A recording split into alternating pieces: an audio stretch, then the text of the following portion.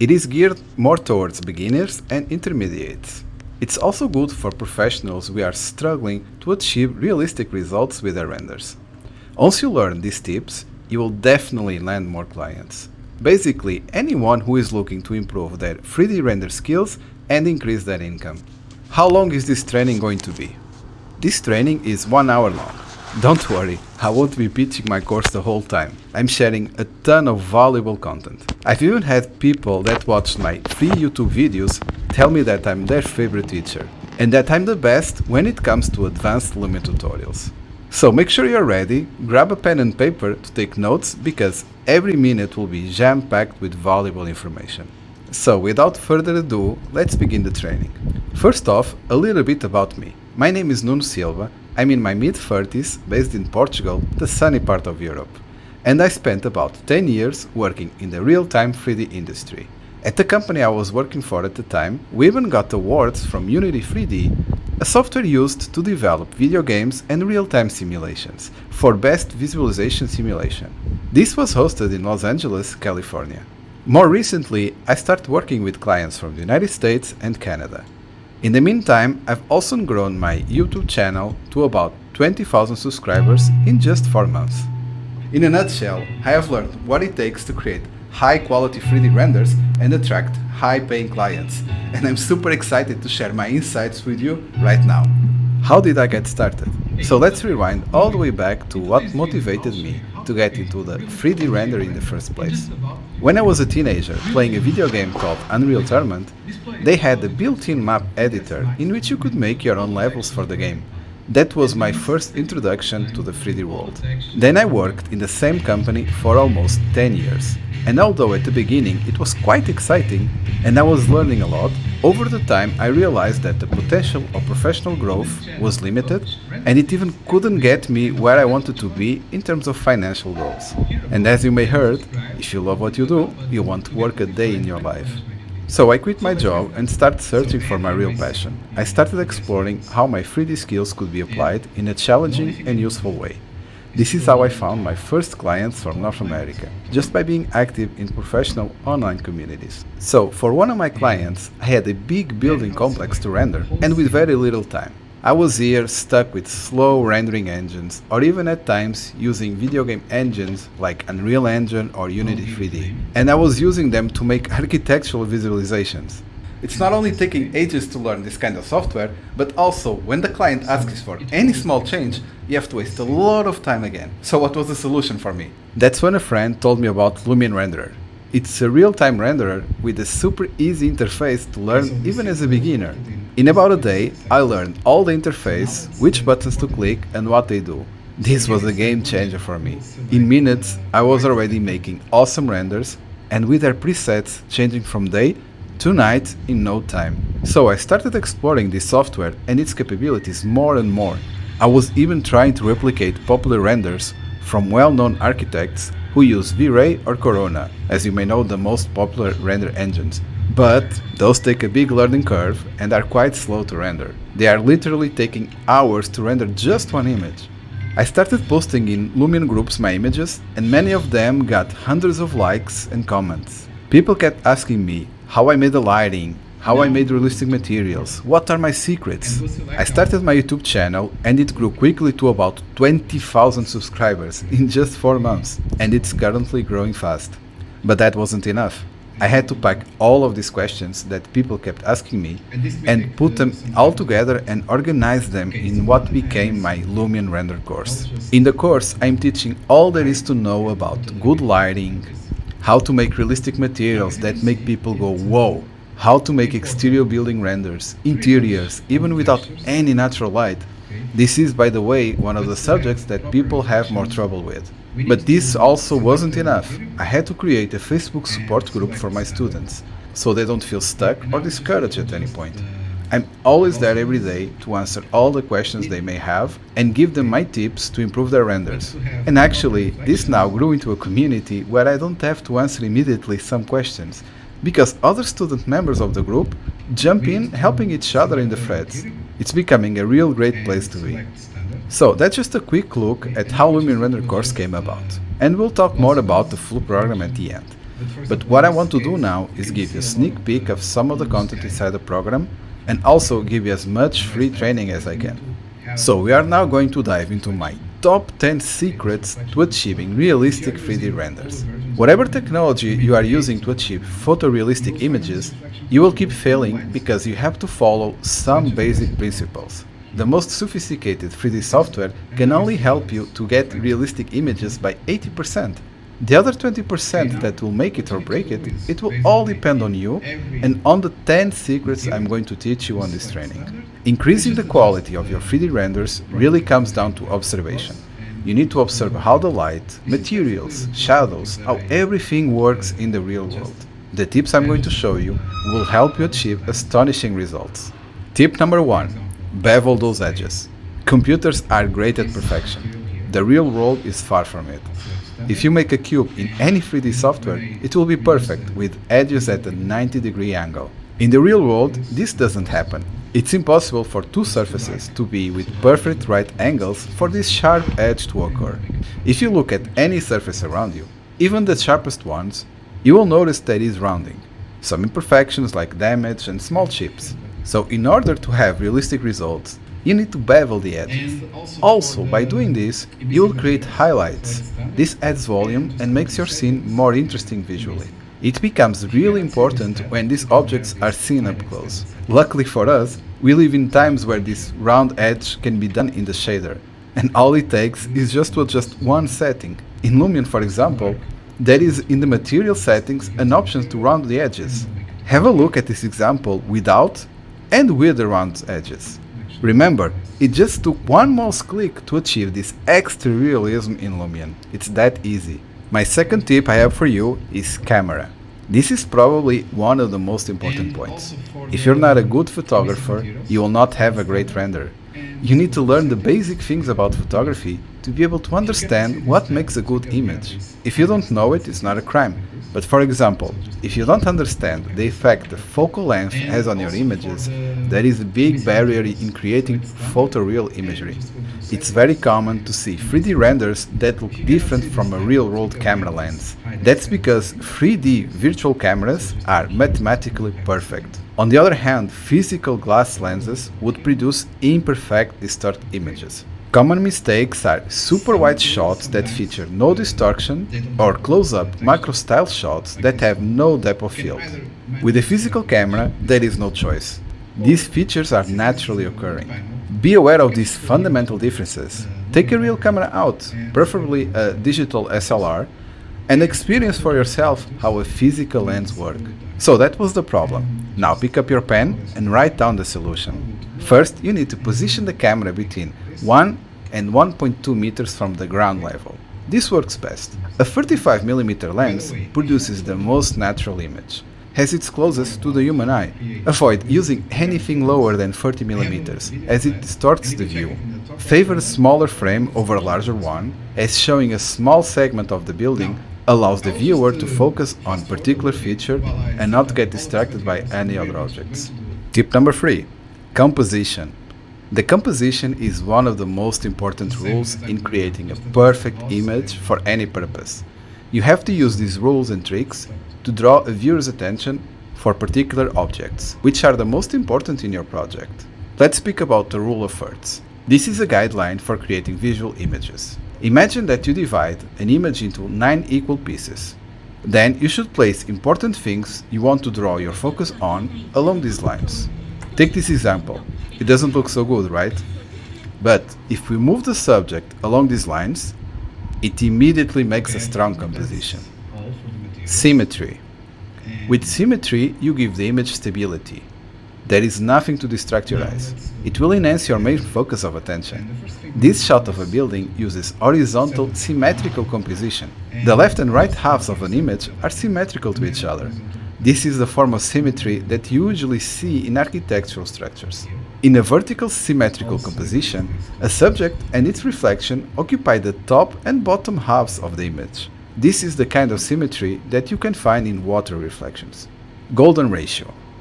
The golden ratio has been used as a powerful composition tool for centuries. It is a design principle based on a ratio of 1 to 1,618. Acclaimed as the perfect number, the golden ratio can help you in creating images that have a strong composition that will attract viewers to your image. You can find a lot of examples of this rule even in nature, like shell, plants, nature, human body, etc. Number 4. Colors. Colors stimulate emotions and have a strong impact on an image mood. They can also draw attention towards the most important part of the image. You can transmit the message using colors. One thing to understand is the color schemes. The most popular is the complementary. This refers to two colors that are opposite to each other on the color wheel. This is used quite frequently in movies, games, and paintings. You can use tools like Adobe Color to check which colors are complementary. And tip number 5, lighting. The most powerful tool to reflect emotions is lighting. It can create atmosphere, change the mood, and add some depth to any image. That's why you have to think about lighting very carefully while you are creating an image. Since we are born, we are accustomed to seeing light everywhere and how it behaves. Without light, there is nothing, just darkness, pitch black. Depending on the time of the day, the light can change the scene and the impact it makes. Golden hour. This is the best time of the day for photographers to shoot. This is the first hour of light in the morning and the last hour of light in the night. The reason for this is that when the light is lower in the sky, it creates the most flattering, beautiful light. Golden hour creates a warm, artistic lighting that gives additional depth to any image, enhancing the colors, textures, and where the shadows are softest. It works really well in both interior and exterior images. An interesting time to make your renders is called the blue hour, also known as dusk or twilight. It is the time between sunset and darkness, where the environment is filled with blue tones and interior lights are turned on. This creates a nice contrast for the scenes, using complementary colors, as I mentioned before, the blue from the exterior and the orange warm lights from the interior. Midday. This happens when the sun is at highest point, usually between 12 and 3 p.m., but this creates harsh shadows from the sun. In general, photographers tend to avoid this time of day, and artists as well, but lately it's becoming more of a trend to use midday, as in renders with a more controlled environment, you can get nice results with that beautiful deep blue sky. Also, if it's clearly daytime, avoid turning on lights indoors. Since the sun is the most powerful light source we have, everything else will be just swallowed by it. This is a common mistake I see even many of my students make, having a bright daylight render and all the house is full of lights as bright as the sun. This simply cannot happen in real life. Night. This is used more for cityscapes, where you can see a huge variety of different types of lights, or can even be for a more dramatic or mysterious environment. Now let's move to a more technical part of the light. We measure light in the Kelvin temperature scale, like this one you are seeing right now. The lower the value, the warmer the light will be. Warmer colors are more inviting and remind us of home. We are most comfortable around warm lighting at around 2700 Kelvin. Cooler colors relate more with office environments, factories, train stations, and other public places, since usually this type of light was cheaper. Also, the sun temperature is around 5700 Kelvin. Surfaces reflect light. A wall, the floor, a plant, everything is reflecting the light, and this usually refers to light bounces. These light bounces also can paint a room with several different colors that you have on your scene. For example, take a look at this image. You can see the green being reflected on the floor. Usually, you can define how many times you want the light to bounce around the scene. In Lumion, this effect is named hyperlight. The hyperlight effect is for the natural light, the sun, and the global illumination effect for the artificial lights. We need to take into account how the light passes through objects, the refraction. Through a glass will create these shadows, or even through a curtain, light will start to lose its power when entering the room. Through water, creating this visual effect that you've probably seen dozens of times, called caustics. Before we move to the next point, I want to speak another common mistake I see students make regarding interiors. It's when you have a nice render with a beautiful sunlight coming inside the room, and the background image people choose, the shadows are facing the opposite direction of the sun in our interior. Again, this is fixed by through observation. Also, I recommend getting the book Light for Visual Artists by Richard Yot. It really helps you understand how lighting works. So lighting is a huge part of creating realistic renders, and I covered it extensively throughout my Lumion render course. Also, I want to remind you that if you stick until the end of this training, you will learn how to make in Lumion this interior scene you are seeing right now. My tip number 6, atmosphere. When you look at any landscape, you will probably notice that the more distance you have, the lighter and faded the elements become. This is because the particles in the air are being lit by the sunlight. If you make a render without this, the image looks like it doesn't have any depth. There is no clear distinction between what is close to us and what is far. That's why it's important to always add a fog effect to our scenes. And sometimes, depending on the software, you can also add a precipitation effect, because this helps to break some of the tiling of the textures you have and also gives you those nice reflections. My tip number 7, materials. The best way to know how to create good materials is to observe what's around you. Check how much reflection a wooden panel does in comparison to a plastic surface. To make realistic materials, you need 3 things. Number 1, good resolution. Compare these images in 1K, 4K, and 8K. Huge difference, isn't it? The second thing is no repetition. A good texture is one in which you cannot notice the repetition when you tile it. The human eye can detect these things quite easily, and this tells immediately your brain that this is not a real image. Take this example you are seeing right now. You can clearly see the texture repetition here. But now, using the same texture, but tileable, you can barely notice any repetition and looks much more realistic. And the next is PBR materials. These materials are physically correct. They follow the rules of the real world materials. Usually you have an albedo or diffuse map. This is for color. A normal map to create some lighting within the texture. A gloss or reflection map to define which areas are more reflective than others. And a displacement map to displace which areas are higher or lower in your map. One important note about color: don't use pure white or pure black, as this never occurs in real life. Nothing is pure white or pure black.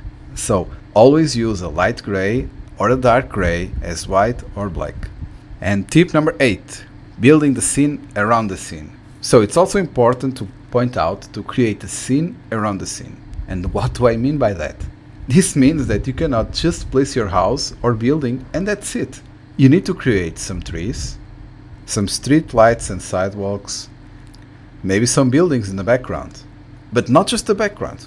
You also need to build in front of the building, so you can get some shadows, lighting differences, and most important, reflections. I cannot tell you how many times I see people asking why their windows look like they have no reflection. It's because there is nothing to reflect.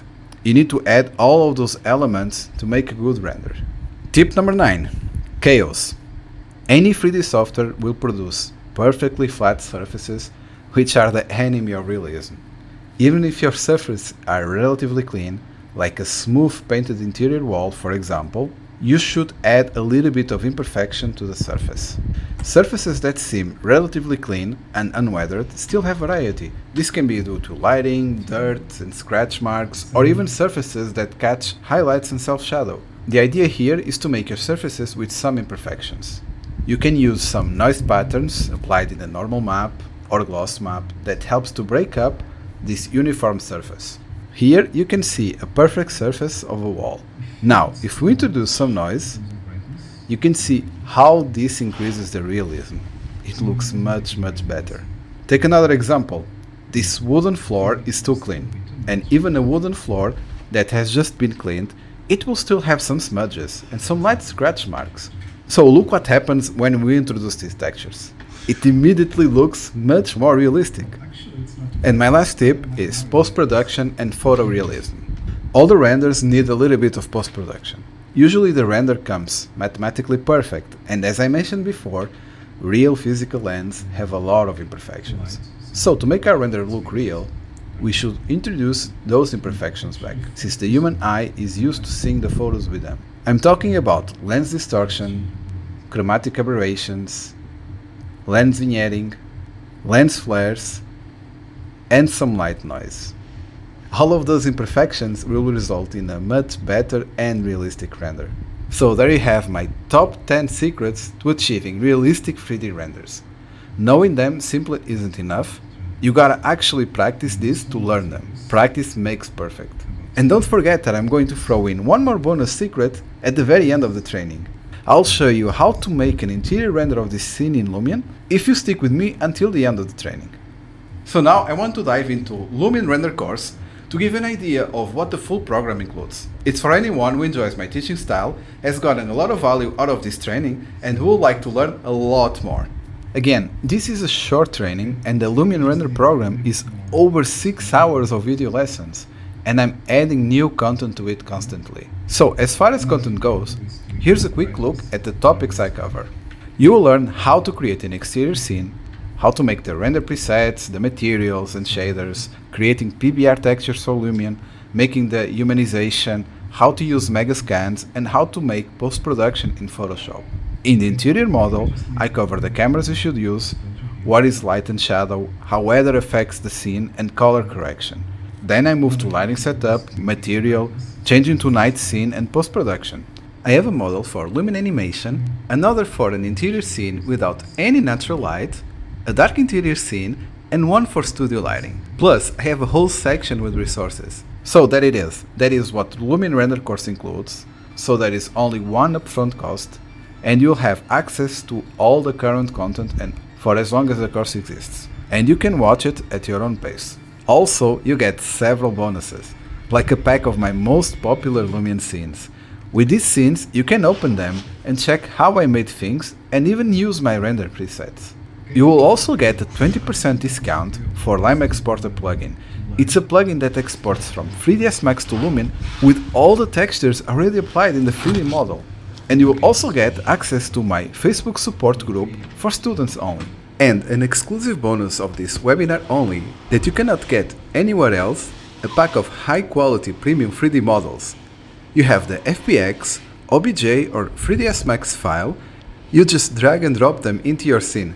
These high-quality premium models are valued at $120.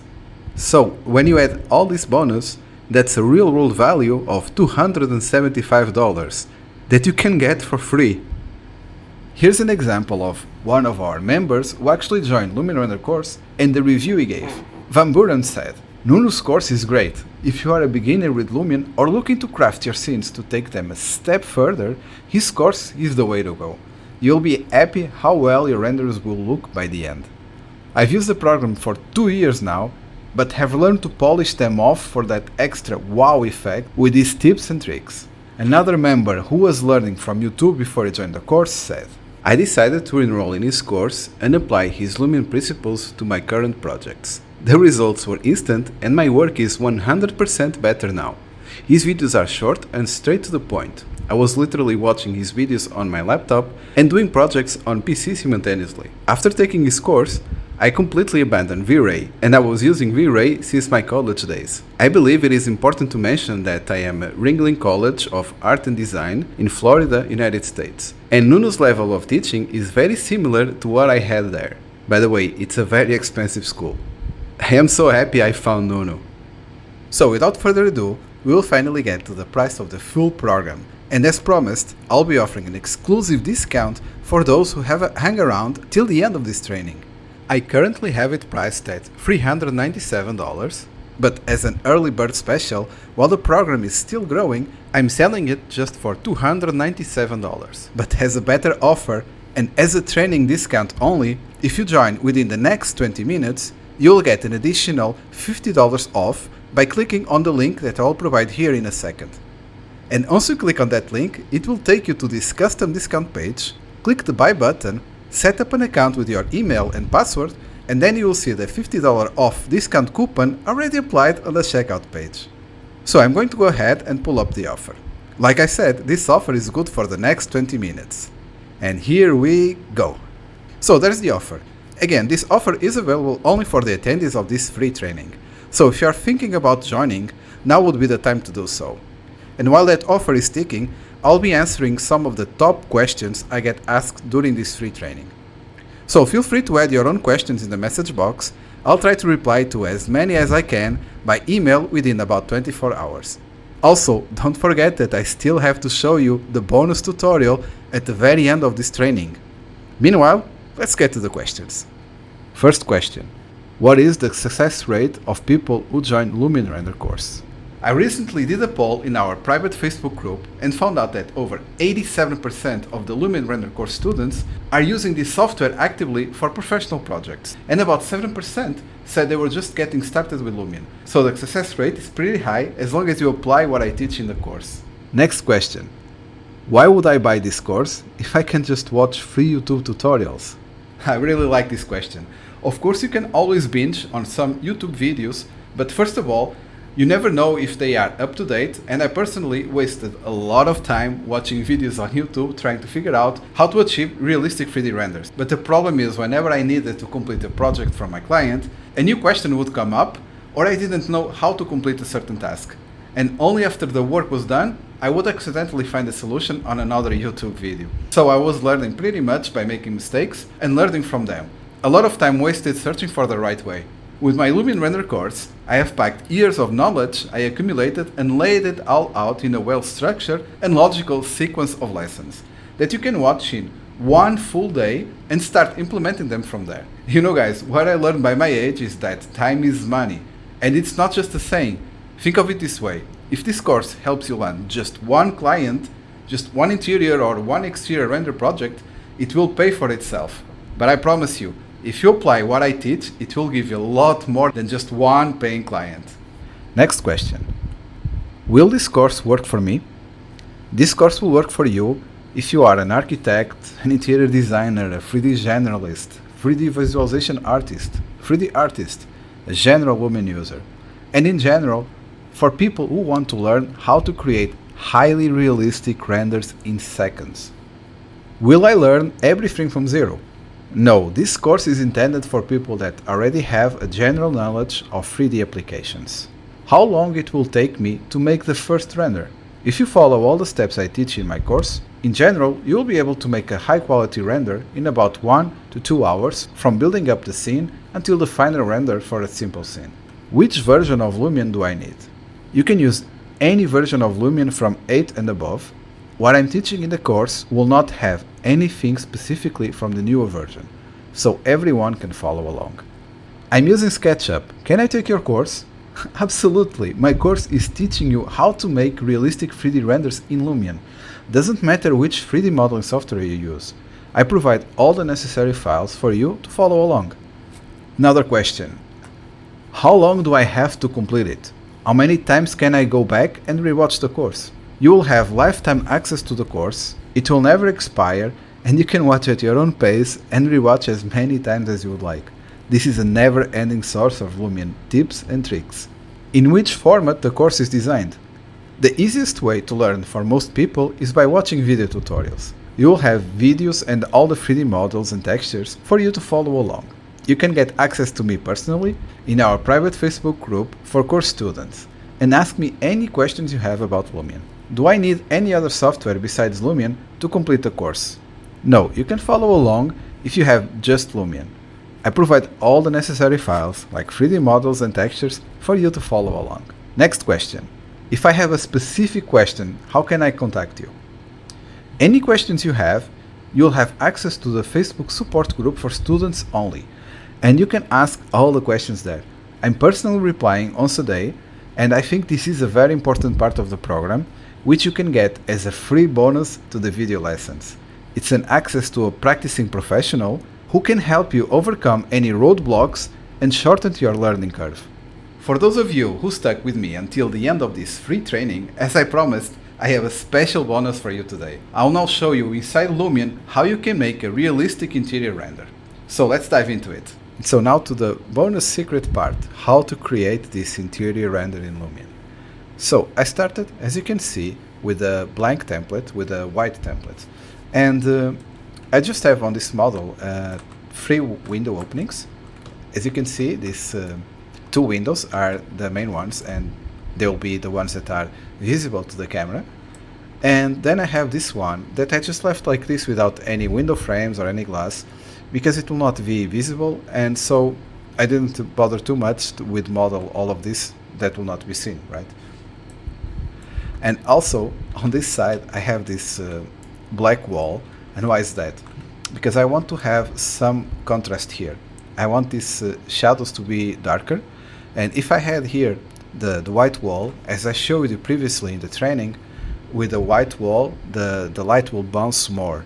So I put this black so the light almost doesn't bounce around, and these areas here will be darker. That's what I wanted. Now as for the lighting, I used here on the backsplash some lighting, like this is line lights. Okay, you can control the width, you can control the length. Okay, so it's quite easy to adjust. And I adjusted as well the fall off, because if I had it like this, you see that it starts giving too much light even to the countertop. So I just adjusted about 1.9 is fine, more or less. And I just duplicate this light to this part here and this part here as well. So they are just duplicated. I just adjusted the width. And another light that I had was this spotlight on the exterior, just to give a little bit of light boost, and also so we can have a little bit of these shadows and some of the highlights and some details that will not be visible if you don't make this. So for example, if I remove this, you see, even in the final render you will not have such strong effect as you would with this spotlight. So let's put it back about here. It was like this. It's okay. Now another one that I add in this window, it's an area light, and it's just again to give a little bit of boost of light. And if I remove it, see difference, and putting it back. Okay, so basically as for lighting, that's it. Oh, actually no, I still added some of the spotlights here.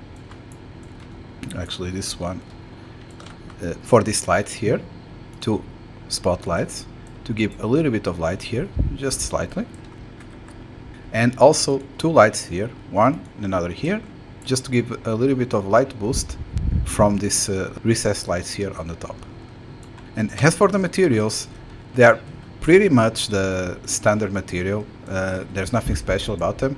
For example, this countertop, since it's a stone, I'm using the gloss material all the way to the maximum, to at 2, reflectivity at 1, and nothing else. I don't use any weathering or whatsoever here, because from the model this already comes with the rounded edges as well, so it's okay.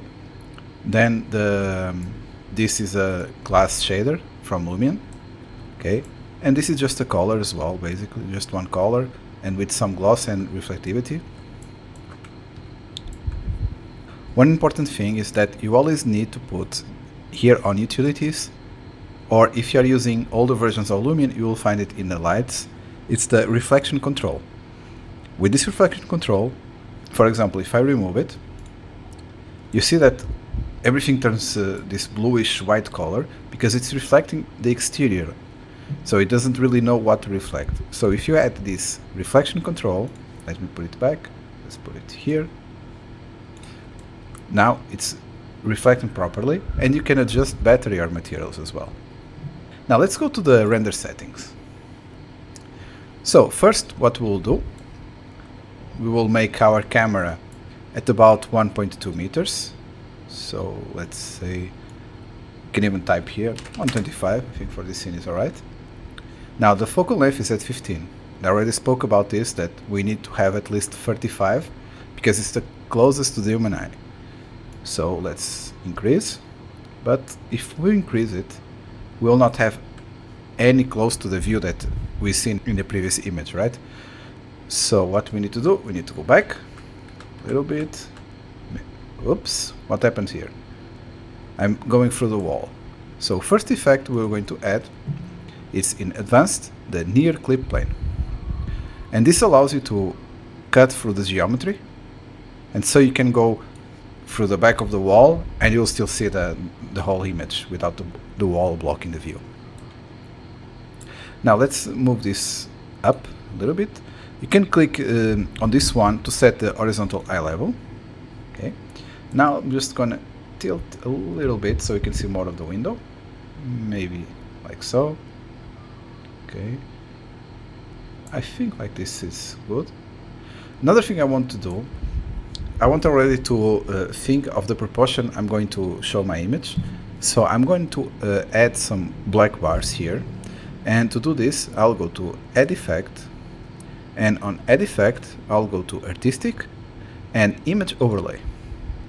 And now I'm going to load this image. Let me show you here first on Photoshop. It's a PNG image. This part of the background is transparent and this is not. So these black bars will be visible and the rest will be the render. So if I, for example, if I made the black bars like this, only this part of the render here will be visible. But let's not do that. Let's leave it as it is. Now going back here. Okay, so here I already selected and you can see already these bars. And this helps you a little bit to frame your composition. So I want to go a little bit back and maybe to the right like this. And I want this view, which I have these elements here in these lines. Okay. Now you can go here and this is the opacity and reduce the opacity if you want, but I'll leave it as it is for now. Another important effect that you need, it's to add on the camera, go to the camera effect and add the 2-point perspective. So this 2-point perspective will make your lines, vertical lines straight, okay, it will not be tilted like this. Okay, so this is very, very important to add. Also, just click here, Store Camera. Okay, so we have this the camera position start. So now every time we accidentally move, you can just double click here and we'll be back to this view. But by the way, about this 2-point perspective, just use it if you are using a more high level, because if you are, for example, let's say you were from the top view, you see that everything becomes distorted. So you would have to disable it in order to use this type of view. So let's go back. The next effect we're going to add is the sun effect. So let's go here, sun, and click sun. I prefer to use the sun and the sky and clouds for interior renders instead of the real skies. I think this gives you more control. So for this one, I'm actually going to leave it as it is. Not going to touch anything else. Like this is fine. Okay. Now, second effect is the sky and clouds, which is on sky and sky on clouds. And now, for this one, I'm going to increase the master cloud amount, the low clouds, and the high clouds. So we have the most diffuse light possible. Now, as for the sky brightness, I'm going to increase just a little bit. And the rest I'm going to leave as it is. Next effect, it's the exposure. So I'm going to camera and exposure. And for this exposure, I'm just going to increase it to 0.6, a little bit. Okay. Now, need to add another one. It's called Advanced Shadow. For this shadow, let's just decrease this to about here. Brightness as well to about here. This sun shadow range, just increase it, and this shadow correction decrease. And I like to leave this omni shadow at about 0.1. And click here to turn on the soft shadows and the fine detailed shadows as well. And now let's go again here. Let's add another one called hyperlight. This hyperlight is what makes the light, the natural light, bounce around our scene. And we're going to leave it at 25% is fine. So the more you add this value, the more light bounces you'll have inside your scene. Now, let's add a skylight. So this skylight, it's the, as the name says, it's the light coming from the sky, and now you will define here how much bright you want this skylight to be. So I want it to be like this, and if you increase this saturation, all your scene inside will be with a very intense bluish tone. So let's just leave it at about 1. And this we don't need, these two, for the interior scene. And for now I'm going to leave it at normal, because as you can see here in the tooltip, it's a fast render speed. If you put it at ultra, it will be much slower. So for now, since we are still configuring everything, let's leave it as it is. Next, I'm going to artistic again, and let's add a color correction. On this color correction, I'm just going to increase a little bit the temperature. The brightness, I am going to decrease it to about 0.3, contrast to about 0.7. Saturation I like to decrease a little bit, and the gamma increase to about 0.1. Limit low increase as well. This limit low will make our darker areas darker. And I think that's it for now. Now let's add a reflection effect. So this one, reflection. Let's leave it at low for now. Activate speed ray reflections.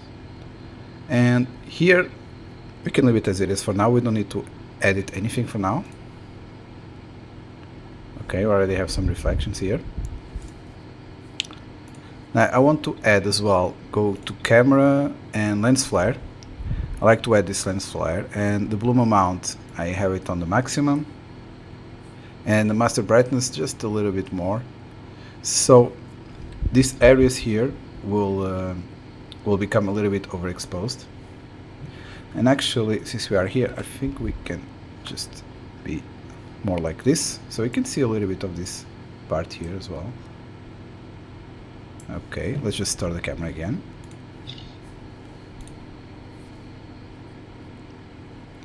Okay, looking good.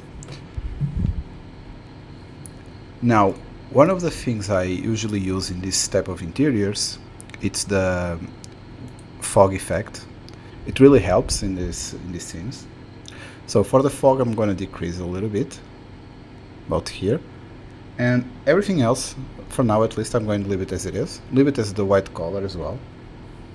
Now, another effect I want to add, it's the global illumination. So let's go here and global illumination. And let's select, let's go here in front, just this one, and holding control this one. And now let's increase this a little bit, about here. Okay. And now this fall off. So if you decrease, it doesn't make much effect, but if you see, make it all the way to the left, it will overexpose. So let's leave it at about here, maybe like this. Okay.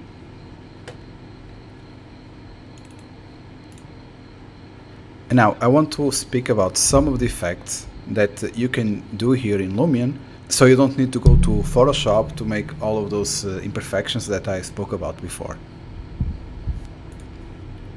So let's start with the camera and chromatic aberrations. These chromatic aberrations, if you leave it as it is by default, you can see it's way too much. So let's just decrease this dispersion until about here. So it's just a little bit on the edges. And now let's add a noise. So this noise, don't go way too much as well, just a little bit on the intensity. And a vignetting as well. So again, all of these effects have to be subtle. Softens a little bit. Okay. And now lastly, I'm going to add a sharpen effect at about 0.7. Okay. Now let's take first render and see how this is looking.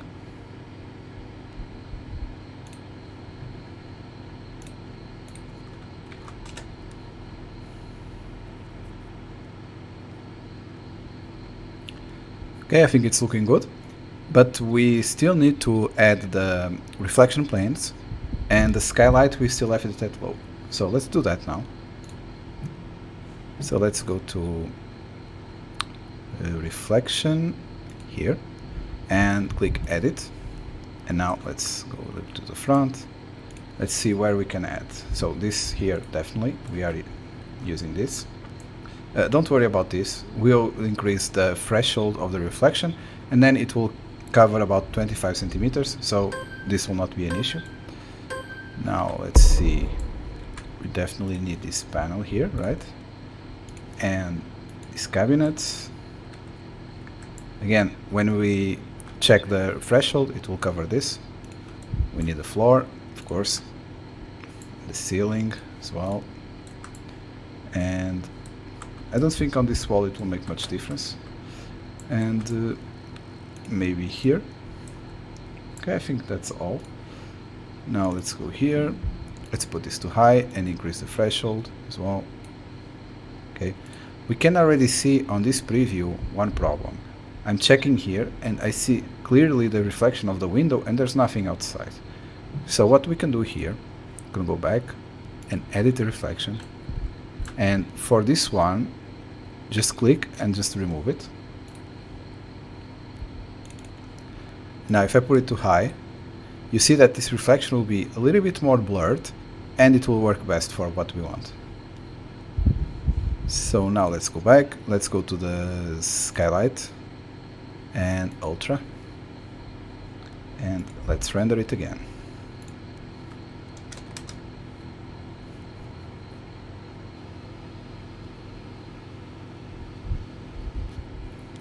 So I think this now looks quite good.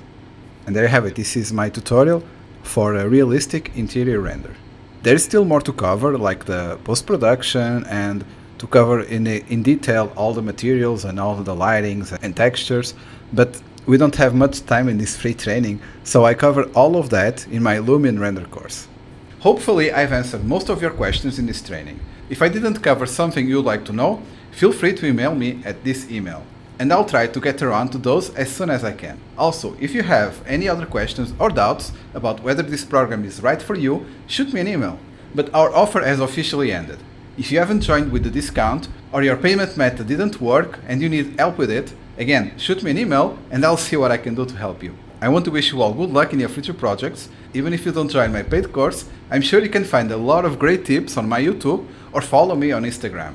No matter where you are right now, if you work hard to improve your skills, I'm sure you will find success. Thanks for watching.